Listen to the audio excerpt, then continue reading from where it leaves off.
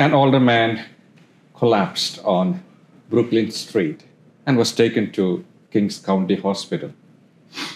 And from a faded address in the man's wallet, the hospital authorities tried to decipher the name and address of a Marine who appeared to be his son. Then they made an emergency call for the Marine. And when the Marine arrived, the older man reached out his hand feebly, and the Marine took it and held it tenderly for the next 4 hours until the older man passed away. And after the man had passed away, the Marine asked, "Who was that old man?" The nurse said, "Wasn't that your father?" "No," said the Marine, "but I saw he needed a son, so I stayed." Are we ready and willing, like the Marine in our story, to befriend strangers and oblige someone or some cause, even though it is not our duty, to the point of causing ourselves inconvenience to love others? The gospel today, Matthew hints that Jesus paid the temple tax in his lifetime, even though he was the Son of God and was exempt. Ruled by Rome through the procurators and governors, the Jewish people were burdened with four principal kinds of taxes: a land tax, a poll tax if you wanted to participate in voting, a tax on personal property, and a house tax in Jerusalem. And there were also export and import customs at seaports and city gates.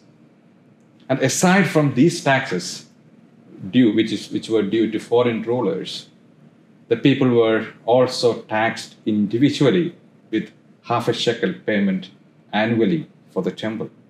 And in Jesus' time, every male Jew over the age of 20 years required to pay an annual sum of 2 drachmas, half a shekel, to support the worship of God in the temple of Jerusalem.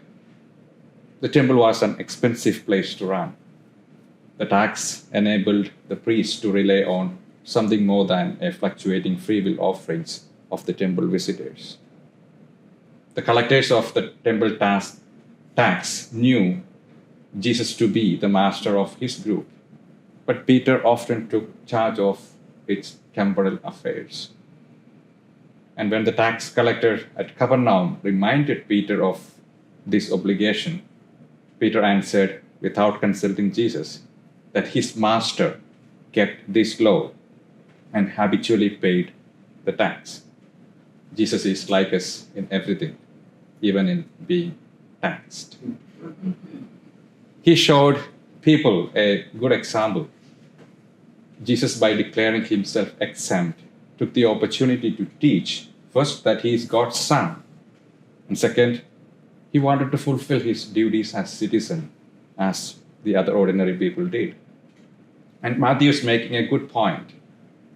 And our criteria for doing something should be something other than whether we have an obligation. Rather, it should be, what does love ask of us under these circumstances? Remember the Marine from our story. He was not obliged to be with the dying man. Yet that was what love demanded of him then. And Jesus was not obliged to pay the tax, yet he paid. Let us step beyond our obligations and embrace the call of love, even when it's inconvenient or unexpected, just as the Marine did for the dying man, and as Jesus did in fulfilling his duties.